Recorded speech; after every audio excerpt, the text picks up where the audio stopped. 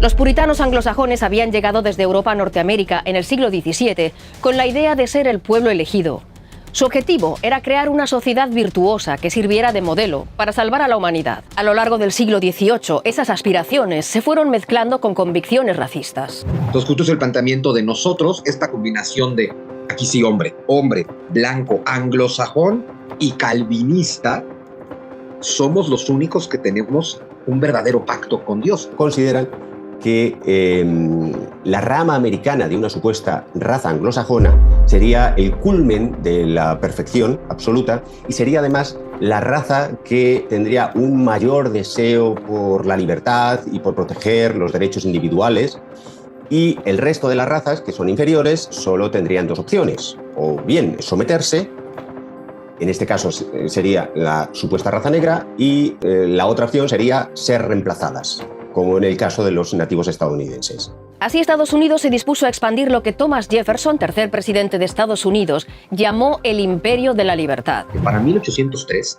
Thomas Jefferson le está escribiendo una carta a Washington en la que le dice algo así como: aunque nuestros actuales intereses nos restrinjan a nuestros actuales límites, es imposible dejar de prever lo que ocurra cuando nuestra rápida multiplicación nos lleve a cubrir por entero todo el continente.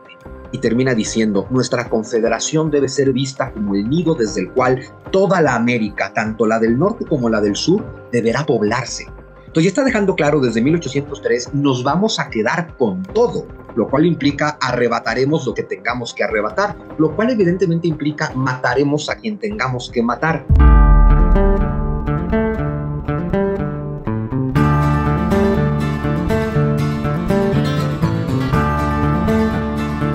Así, considerándose el pueblo elegido por Dios, los fundadores de Estados Unidos iniciaron su expansión por Norteamérica. En 1783 había quedado sellada la independencia que las 13 colonias británicas habían declarado 7 años antes. Desde muy pronto había existido la idea de que los pueblos indígenas debían ser asimilados. Se pensaba que los nativos americanos debían adoptar la forma de vida de los colonos anglosajones. No obstante, la concepción que iba imponiéndose, impulsada por figuras como el presidente Thomas Jefferson, era que los nativos eran incompatibles con la civilización anglosajona. Por eso, se creía que debían ser expulsados para ocupar y utilizar sus tierras. Fue precisamente Jefferson quien en 1803 cerró la compra de Luisiana a Francia por $15 millones. El acuerdo ponía en manos de la joven república un territorio inmenso, el 23% de la superficie actual de Estados Unidos.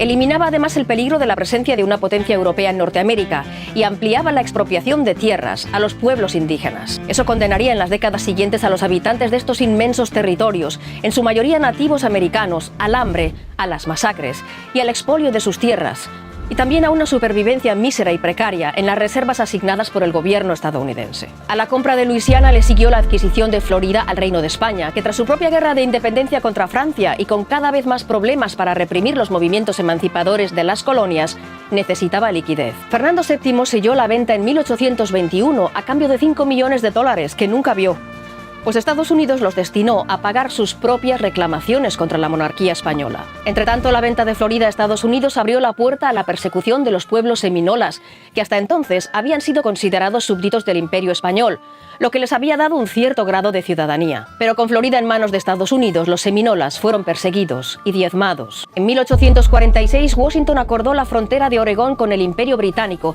sellando la expansión estadounidense hacia el noroeste. Un año antes, en un artículo de prensa, aparecía la primera mención escrita de la ideología dominante en Estados Unidos durante todo el siglo XIX, una ideología bautizada como la doctrina del destino manifiesto. El cumplimiento de nuestro destino manifiesto es extendernos por todo el continente que nos ha sido asignado por la Providencia para el desarrollo del gran experimento de libertad y autogobierno. Es un derecho como el que tiene un árbol de obtener el aire y la tierra necesarios para el desarrollo pleno de sus capacidades y el crecimiento que tiene como destino. Esas palabras se publicaron cuando Estados Unidos ya no solo miraba hacia el oeste, sino también hacia el sur. Ya en 1823, el presidente James Monroe había formulado la que sería la política exterior del país a largo plazo. Conocida desde entonces como la doctrina Monroe, su estrategia rechazaba la presencia de países europeos en todo el continente y buscaba consolidar la posición de Estados Unidos como nueva potencia hegemónica en la región. Esta advertencia defensiva, en principio, va a servir para que Estados Unidos a lo largo del siglo XIX se vaya convenciendo y vaya considerando que toda América es su zona de influencia exclusiva. Pero principalmente lo que hizo fue darle carta blanca a Estados Unidos para poder intervenir en los asuntos de los países latinoamericanos.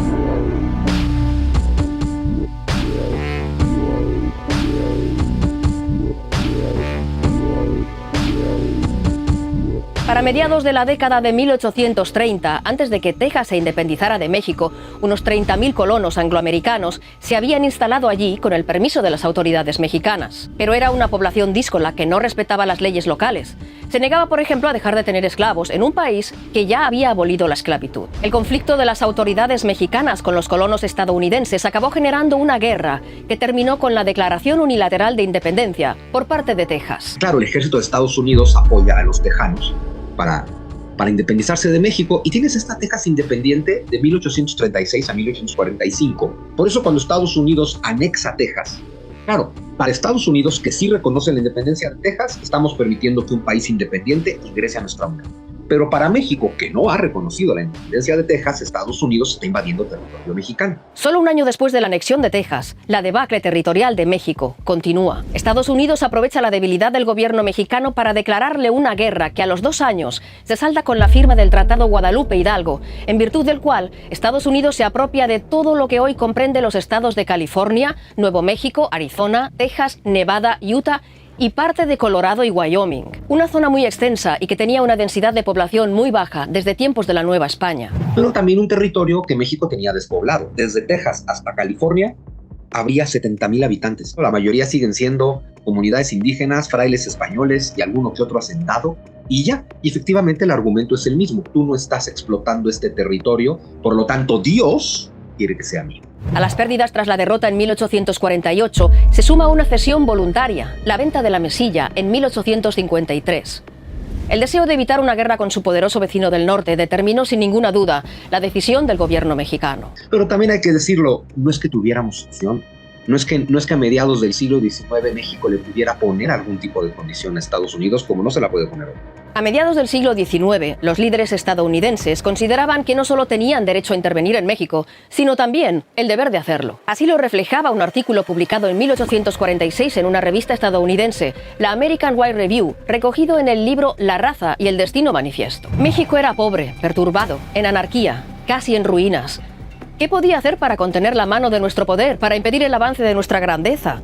Nosotros somos anglosajones americanos. Era nuestro destino poseer y gobernar este continente. Estábamos obligados a hacerlo. Éramos un pueblo elegido y esta era la herencia asignada a nosotros. Habíamos de empujar a todas las demás naciones ante nosotros. En los años siguientes a la compra de la Mesilla a México, Estados Unidos alcanzaría sus fronteras actuales con la compra de Alaska al Imperio Ruso en 1867 y con la anexión de Hawái en 1898. Desde ese momento, la expansión estadounidense dejó de ser geográfica para convertirse en una estrategia económica y política.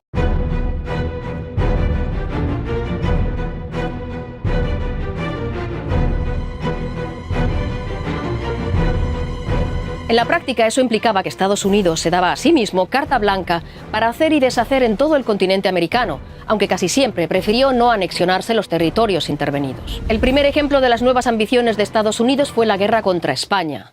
En 1848, Washington le había hecho una oferta para comprar la isla de Cuba por $100 millones. Pero España rechazó la oferta y en 1898 Estados Unidos aprovechó la misteriosa explosión de un acorazado estadounidense en el puerto de La Habana para responsabilizar a Madrid y declararle la guerra. El conflicto se saldó con una clara victoria estadounidense que impuso a España la cesión de sus últimas colonias: Cuba, Puerto Rico, las Islas Filipinas y la isla de Guam. Washington se anexionó Puerto Rico y Guam, y solo la guerra de guerrillas del movimiento nacionalista filipino impidió que hiciese lo mismo con el archipiélago asiático. En cuanto a Cuba, en virtud del tratado firmado con el gobierno de La Habana en 1903, Washington no solo se aseguraba la cesión a perpetuidad del uso del área de la bahía de Guantánamo, sino que también se arrogaba el derecho a intervenir en Cuba en cualquier momento. Para entonces, la doctrina del destino manifiesto había evolucionado hacia un nuevo ideal. Mientras Estados Unidos seguía velando por sus intereses nacionales, también se consideraba un ejemplo a seguir como república de libertades. Y como tal, se encomendaba el deber de extender el buen gobierno y la democracia por el mundo, recurriendo para ello a cualquier medio si era necesario. Es reveladora la conversación mantenida en 1913 entre el embajador estadounidense en Londres, Walter Page, y el ministro británico de Asuntos Exteriores, Edward Grey, a propósito de un golpe de Estado que acababa de darse en México. Suponga que Estados Unidos interviene. ¿Qué ocurrirá después? Los obligamos a votar y que vivan de acuerdo con los resultados. Pero suponga que no lo hacen así. Volvemos y los obligamos a votar otra vez. Y seguirán con esto 200 años. Sí, Estados Unidos permanecerá allí durante 200 años y puede continuar fusilando gente durante ese breve periodo hasta que aprendan a gobernarse. El siglo XX comenzaba en Estados Unidos con la gran mayoría de los blancos de origen anglosajón, todavía convencidos de ser el pueblo destinado a llevar el buen gobierno, la prosperidad comercial y el cristianismo al mundo. Hablemos de ocupaciones en Nicaragua, en Haití y en República Dominicana entre 1912 y 1924. Lo que hizo Estados Unidos fue ocupar durante años, fue administrar todo el Estado y fue incluso crear su Fuerza Armada a imagen y semejanza de lo que tenían en Estados Unidos. No solo afectó los desarrollos democráticos de esos países, sino que también creó ciudadanos de segunda clase, es decir, habían abogados, habían profesores, todos ellos quedaron casi sin trabajo. Y eso fue generando revoluciones, en primer lugar, y después un rechazo y un antiamericanismo muy fuerte.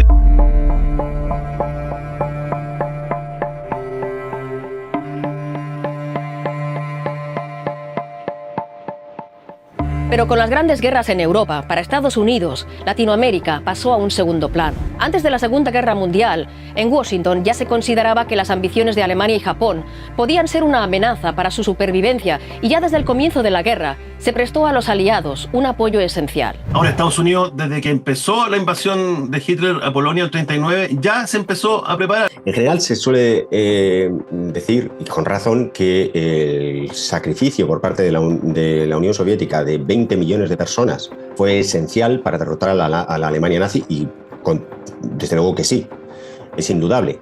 Pero también es verdad que sin el dinero estadounidense y sin las fábricas de Estados Unidos, la victoria en la Segunda Guerra Mundial por parte de los aliados hubiera sido imposible.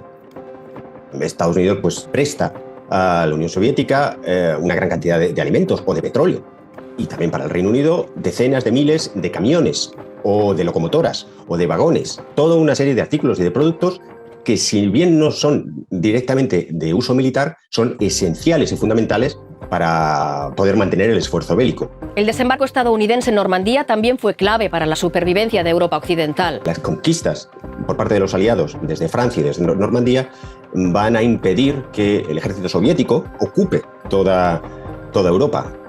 Y por tanto va a impedir que toda Europa esté en manos de Stalin, lo que significará que los países de Europa Occidental no sufrirán el destino que sí sufrieron los países de Europa del Este, es decir, dictaduras donde se erradicaba cualquier oposición y se encarcelaba a los opositores, y donde cada vez que se producía algún tipo de levantamiento o de revuelta contra los gobiernos, pues la Unión Soviética intervenía militarmente con sus tanques. También está el apoyo de posguerra, que es toda la reconstrucción de Europa a través del Plan Marshall. Si no hubiese entrado Estados Unidos, si no hubiese existido este plan, seguramente o posiblemente hubiesen quedado más a expensas de los nazis, o en caso de haber ganado la Unión Soviética, se hubiese demorado mucho más, digamos, y hubiese estado más expuesta a la influencia ideológica, al control y al tipo de gobierno que tenía la Unión Soviética en esos momentos. Me atrevo a pensar que sin desembarco en Normandía, o bueno, sin participación de Estados Unidos, era muy difícil que Europa le ganara a Hitler, aunque Hitler solito se metió en la tontería de querer invadir la Unión Soviética, y creo que con eso Hitler hubiera sido derrotado y tal vez los soviéticos se hubieran comido el resto de Europa. Nunca lo sabremos, es jugar con el hubiera.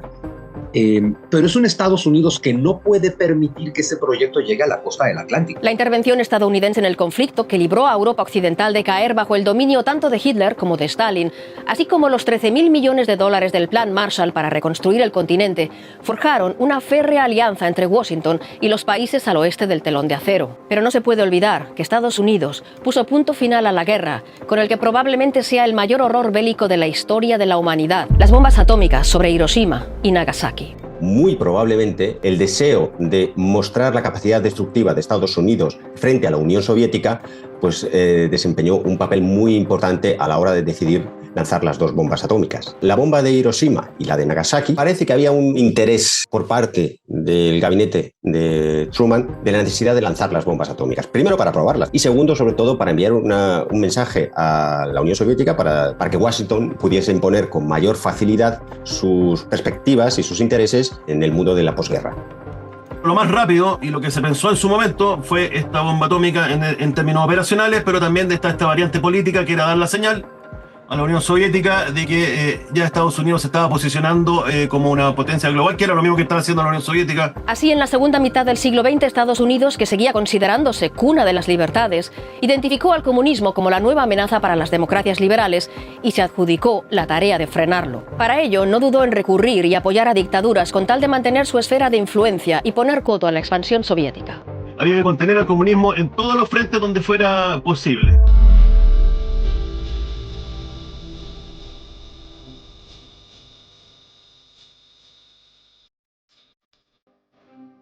El primer gran reto de la política de contención fue Corea. Lo que había sido una colonia japonesa tras la Segunda Guerra Mundial quedó dividido en dos estados. Al norte del paralelo 38 se encontraba la República Democrática Popular de Corea, una dictadura comunista, y al sur estaba la República de Corea, una dictadura capitalista. Corea del Norte no aceptaba la partición del país y por eso, sin previo aviso, en junio de 1950 invadió el sur.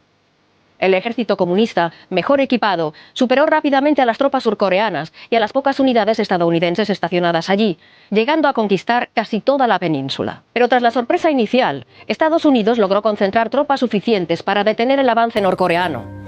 Así, al frente de una coalición de 15 países, fue recuperando el terreno perdido, haciendo retroceder al ejército enemigo y conquistando Corea del Norte casi hasta la frontera con China. Pero para la China comunista de Mao, tener soldados estadounidenses en sus fronteras era una amenaza inaceptable. El 19 de octubre de 1950 entró en la guerra. Aunque la superioridad numérica del ejército chino hizo retroceder a las tropas de la coalición, llegó un punto en el que ninguno de los dos bandos tenía capacidad para derrotar al otro. En 1953 se pactó un armisticio, aunque sin firmar la paz definitiva, por lo que técnicamente esa guerra aún no ha terminado. 10 años después del inicio de la Guerra de Corea, ocurrió lo mismo en Vietnam. Allí también había un estado comunista en el norte y una dictadura capitalista en el sur, a la que Washington aportaba ayuda militar y financiera. Pero era un régimen corrupto con muchas dificultades para reprimir a la guerrilla del Vietcong, apoyada por Hanoi, que al igual que Corea del Norte, aspiraba a reunificar el país en un estado comunista. Estados Unidos enviaba cada vez más soldados para ayudar al sur a contener al norte, hasta que en 1964 optó por intervenir de forma directa en el conflicto. Lo paradójico es que desde muy pronto en la Casa Blanca ya se instala la convicción de que esta es una guerra que no se puede ganar. El secretario de Estado, Robert McNamara, que fue secretario de Estado entre el 1961 y 1968, muy pronto dice directamente que esta guerra no se puede ganar. Pese a ello, a finales de los años 60, en Vietnam había cerca de 500.000 de soldados estadounidenses. Esa inversión de cada vez más recursos y soldados generó protestas que ponían en aprietos al gobierno estadounidense. Los jóvenes estadounidenses no entienden por qué tienen que marchar a miles de kilómetros a morir en una jungla para defender a su país. Esto va a llevar a las administraciones estadounidenses, especialmente a partir de Nixon, a buscar una manera de salir de Vietnam de una forma mínimamente honorable y que no parezca que es una derrota. La solución que Nixon encontró fue un juego de palabras que se llama vietnamización del conflicto y que consistía en que Estados Unidos se retiraba. Lo único que iba a hacer Estados Unidos a partir de entonces es financiar todo el esfuerzo militar de Vietnam del Sur y proveerle de todas las armas que necesitase, gastándose millonadas en armas, y más armas y más armas y tanques y aviones para Vietnam del Sur. Lo que pasa es que el régimen de Vietnam del Sur era tan ineficaz, tenía tan poco apoyo dentro de la propia población y era tan corrupto que eso no sirvió de nada. Y al final cayó frente a Vietnam del Norte, ocasionando la imagen que Estados Unidos no deseaba, que es la de una derrota, aunque Estados Unidos en principio ya no estaba en guerra contra Vietnam del Norte. El mismo deseo que había llevado a Estados Unidos a intervenir en Asia para mantener al comunismo a raya devolvió a los líderes estadounidenses el interés por Latinoamérica. Tras la Revolución Cubana de 1958, la CIA había dado la voz de alarma. Se señalaba que el comunismo ya no venía desde afuera, sino que iba a germinar dentro de los propios países de América Latina si es que no se solucionaban ciertos problemas económicos. Entonces, la política exterior de Kennedy mezcló diplomacia con asistencia militar, y esto significaba que bajo ciertas condiciones los países de América Latina iban a ser destinatarios de ayuda económica. El objetivo era unir a toda América contra todo contagio comunista procedente de Cuba, buscando el apoyo de la Organización de los Estados Americanos para reemplazar a Fidel Castro por un gobierno provisional. Estados Unidos orquestó en 1961 la invasión de Playa Girón, conocida también como la invasión de la Bahía de Cochinos. Pero aquella operación, llevada a cabo por exiliados cubanos, adiestrados y armados por Washington, fracasó en solo 5 días y se saldó con más de 100 soldados muertos y más de 1000 capturados. Al año siguiente, Estados Unidos detectó en Cuba bases para misiles nucleares soviéticos de medio alcance, lo que generó las mayores tensiones durante la Guerra Fría. La humanidad nunca ha estado tan cerca de un conflicto nuclear como en aquellos 13 días de octubre de 1962. Por fortuna, la negociación evitó la catástrofe y en el último momento, Moscú anunció el desmantelamiento y traslado de los misiles de vuelta a la Unión Soviética. A cambio, Estados Unidos hizo lo mismo con sus armas nucleares en Turquía, poniendo fin a aquella crisis. Y en este punto ya Estados Unidos, con un poco de paranoia por lo que había sucedido en la crisis de los misiles, el fiasco de Bahía Cochino, decide invadir República Dominicana. Y en esta invasión de República Dominicana existen algunos autores, y yo también lo he podido comprobar, en cierta forma se exacerbó la amenaza comunista de lo que estaba ocurriendo en República Dominicana. Y Estados Unidos no va a tener ningún problema en renunciar, especialmente a la cuestión de la democracia, si considera que un régimen dictatorial es mucho más apto o mucho más fácil de imponer para impedir, sobre todo y ante todo, la expansión del comunismo en cualquier parte del mundo. Así fue como en la década siguiente, Estados Unidos optó por financiar los movimientos en Chile para desestabilizar al gobierno socialista. Ello culminó en un golpe militar que derrocó al presidente electo Salvador Allende. Aunque Estados Unidos contribuyó a crear las condiciones propicias para el alzamiento, hoy se considera que el papel de Washington en el pronunciamiento militar que inauguró la dictadura de Augusto Pinochet fue mucho menos relevante de lo que se pensaba. A medida que se van desclasificando los documentos, uno le va dando una nueva interpretación. Han llegado a la conclusión de que el derrotero político chileno iba a terminar ocurriendo de todas maneras con más o menos dólares de Washington o con mayor o menor apoyo de Moscú.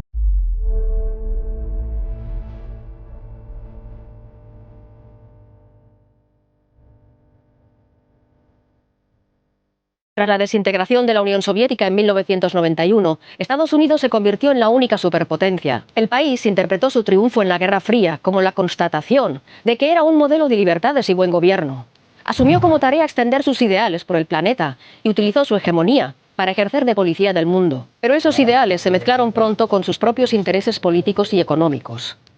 Así, el apoyo casi incondicional que había recibido de Europa Occidental desde la Segunda Guerra Mundial empezó a agrietarse a comienzos del siglo XXI, cuando países como Francia y Alemania empezaron a desconfiar de sus intenciones en Oriente Medio tras los ataques terroristas del 11 de septiembre de 2001. Esto también fue un ícono de la política exterior ya ingresando al siglo XXI en términos de volver a viejas prácticas, es decir, hacer operaciones unilaterales con pretextos que no estaban comprobados. El problema de la intervención estadounidense en Irak, en la Segunda Guerra del Golfo, es que ya desde el principio fue enormemente controvertida, porque las razones que se presentaron para esa intervención, una era que el régimen de Saddam Hussein tenía armas de destrucción masiva, y otra, que el régimen de Saddam Hussein había participado en los ataques del 11 de septiembre, pues resultaron ser falsas. Ya desde el principio, ya antes de la propia invasión, se produjo un desencuentro entre Estados Unidos y aliados tradicionales como Francia o Alemania. Se negaron a respaldar esta intervención. Además, el hecho de que Estados Unidos actuase de esta manera sin importar ningún tipo de resolución de Naciones Unidas y de acuerdo con sus propios intereses geoestratégicos de controlar una zona de enormes recursos petrolíferos, pues hizo que se viese a Estados Unidos meramente como una potencia imperialista, y que todo lo que se comentaba acerca de la libertad y de los iraquíes y la democracia se viese simplemente como pretextos hipócritas. A eso se sumaron las imágenes de torturas cometidas en la cárcel iraquí de Abu Ghraib por parte de soldados estadounidenses, o la detención preventiva de sospechosos de terrorismo de todo el mundo en Guantánamo. Todo ello puso en entredicho a un Estados Unidos que siempre se había presentado como defensor de la libertad y los derechos humanos. Es un relato que a principios del siglo XXI había dejado de convencer a sus aliados. Pues los norteamericanos fueron a regalarle la democracia a los coreanos, a los vietnamitas, a los afganos, a los iraquíes, a los libios, a los sirios. Y cada lugar donde Estados Unidos regala la democracia, lo que surte eventualmente es una dictadura. Richard Haass, veterano asesor de varios presidentes estadounidenses, desde Jimmy Carter hasta George Bush Jr., entonaba un mea culpa en una entrevista concedida al semanario alemán Der Spiegel. A sabiendas, creamos en Oriente Medio estados débiles que se desmoronaron ante nuestros ojos. A causa de la guerra en Irak, muchos estadounidenses rechazan nuestras intervenciones en el extranjero. Nuestras dificultades para encontrar la justa medida han contribuido a la inestabilidad en el mundo. No debemos excedernos, pero tampoco quedarnos al margen. Debemos abstenernos de hacer proselitismo democrático de otros países. El objetivo de la política exterior estadounidense debe ser ayudar a configurar la política exterior de los demás. Cambio de política, pero no cambio de régimen. Hoy, Washington se enfrenta a una China que cada vez se siente más fuerte para desafiar abiertamente la hegemonía estadounidense. Al mismo tiempo, ante la invasión rusa de Ucrania y la vulnerabilidad del flanco este de la OTAN, los aliados europeos vuelven a depender de su socio norteamericano. Pero el país que rescató al continente de las garras de Hitler y Stalin ya no existe. Hoy en día no tienen ni capacidad física, ni política, ni económica, y ahora introduzcamos el peso demográfico para poder interactuar o poder sostener distintos frentes a la vez. El borrador, Diplomacy First, dice específicamente que Estados Unidos no es nada sin sus aliados y es imposible responder a las amenazas que está en el Medio Oriente, a las amenazas específicamente que señala a Rusia, China y Corea del Norte, es imposible sin sus socios y sin sus aliados. Pero Donald Trump tiene otra visión de la realidad. That's going to change everything. You know, Trump doesn't like allies. He doesn't want to have to support allies. He doesn't like Ukraine. I think he's going to try to get a peace deal with Putin at the expense of Ukraine. That's going to set a very bad precedent for the rest of Europe. I think that in the Far East, it's not clear that he would be willing to actually defend American allies against China. So these are really major geopolitical risks that I think we're entering into right now. Así funciona la dinámica de las potencias a nivel mundial. Siempre hay una potencia dominante y siempre hay potencias emergentes. Las potencias emergentes buscan ser dominantes y eventualmente la potencia emergente sí o sí tendrá que luchar contra la potencia dominante y tomar su lugar. En realidad, a lo largo de la historia, Estados Unidos siempre se ha considerado y se ha presentado como el custodio de las esencias de la democracia y de la libertad. Lo que está por ver es si en el futuro podrá y querrá seguir manteniendo ese papel. Sea como sea la política del gobierno estadounidense, a Europa Occidental no le queda otra opción que garantizar su defensa por sí misma.